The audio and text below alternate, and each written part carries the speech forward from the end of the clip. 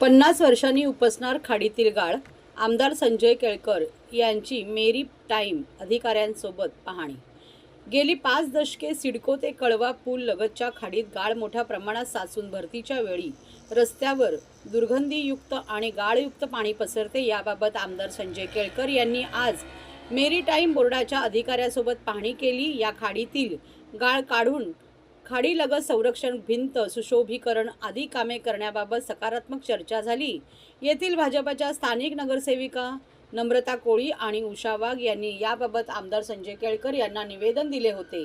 गेल्या काही दशकात या खाडीचा गाळ उपसण्यात आलेला नसल्याने खाडीची रुंदी कमी झाली आहे। त्यामुळे पावसाळ्यात तसेच भरतीच्या वेळी दुर्गंधीयुक्त पाणी आणि गाळ रस्त्यावर येऊन रहिवाशांना अनेक आजारांना सामोरे जावे लागत असते। या पार्श्वभूमीवर श्री केळकर यांनी मेरी टाईम बोर्डाच्या अधिकाऱ्यांसोबत पाहणी केली। यावेळी जयेंद्र कोळी, विशाल वाघ, अरिफ बडगुजर आदी उपस्थित होते। या खाडीलगतच मुख्य ठाणे वसले असून या खाडीतील गाळ उपसून तिची रुंदी आणि खोली वाढवण्याबाबत अधिकाऱ्यांनी सकारात्मक भूमिका घेतली आहे। तसेच खाडीलगत संरक्षण भिंत उभारून परिसरात सुशोभीकरण करण्याबाबतही अधिकाऱ्यांना काही सूचना केल्या असल्याची माहिती श्री केळकर यांनी माध्यमांना दिली। साहेब, पावसाळा जवळ येतो आहे, अनेक ठिकाणी महानगरपालिकेच्या वतीने नाली सफाई केली जाते, परंतु खाडीच्या तोंडावर ज्या ठिकाणी संपूर्ण ठाणे शहराचं पाणी जातं त्या ठिकाणी अतिशय चिखल म्हणजे गाळ साठलेला दिसतंय। आज आपण पाहणी केलेली आहे ह्या गाळाच्या साफसफाईबद्दल किंवा गाळ काढण्याबद्दल जो काही निर्णय घेणार कशा प्रकारे संपूर्ण प्रक्रिया करणार आहे? नाही, आज आम्ही इकडे ही जी खाडी आहे ही खाडी ही ठाण्याची पूर्वीपासूनची शान आहे, कारण खाडीच्या भोवतीच ठाणे मध्यवर्ती ठिकाणी बसलेलं आहे।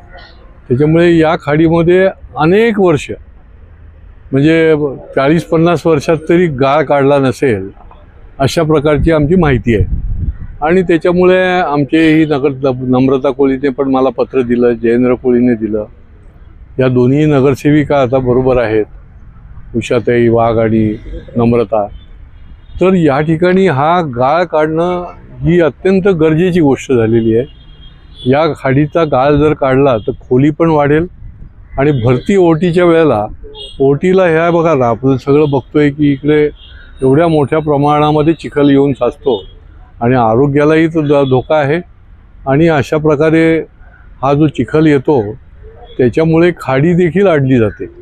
आणि त्याच्यामुळे मेरी टाईम बोर्डाच्या अधिकाऱ्यांना आम्ही आज बोलवलं आणि त्यांच्या उपस्थितीत ही सगळी पाहणी केली। हे निश्चित आहे की हा गाळ काढण्याचा कार्यक्रम हा मोठ्या प्रमाणावर घेतला जाणार आहे, परंतु त्याची पाहणी करून त्या कशा पद्धतीने ते काढायचं हे सगळं त्यांनी तयार करायचं ठरवलं आहे। आणि त्याच्यानंतर या खाडीतला गाळ जो आहे तो काढण्याचा कार्यक्रम सुरू होईल। त्याच्यानंतर सुशोभीकरणाच्या संबंधी देखील या ठिकाणी गरज आहे, कारण हा घाट आहे महागिरीच्या समोर जो आम्ही उभे आहोत, तर या सगळ्या भागामध्ये सुशोभीकरण आणि रस्त्याच्या लगत खाडी असल्यामुळे त्या ठिकाणी संरक्षक भिंतीची देखील व्यवस्था मेरी टाईम बोर्डाच्या माध्यमातून कशी करता येईल यासंबंधी देखील आम्ही करणार आहोत। परंतु हा गाळ काढण्याचं काम, ही खाडी अधिक खोल करण्याचं काम जे आहे ते पुढच्या काही काळामध्ये निश्चितपणे सुरू होईल। साहेब, कुठेतरी कालांतराने या ठिकाणी जलवाहतुकीचा देखील प्रस्ताव आहे राज्य सरकारच्या वतीने। त्या जलवाहतुकीसाठी हा संपूर्ण रस्ता कसा उपयोग होणार आहे आणि ठाण्यातील जे मूळ ठाणेकर आहेत त्यांना या जलवाहतुकीचा कसा फायदा होईल? नाही, जलवाहतूक ही काळाची गरज आहे आणि आमच्या शासनाचा ही भूमिका आहे की जलवाहतुकीला देखील चालना देणं। आणि म्हणूनच जेव्हा रवींद्र चव्हाण साहेब या खात्याचे मंत्री होते त्यावेळेला देखील जलवाहतुकीचा एक मास्टर प्लॅन जो आहे तो तयार करायला घेतलेला होता।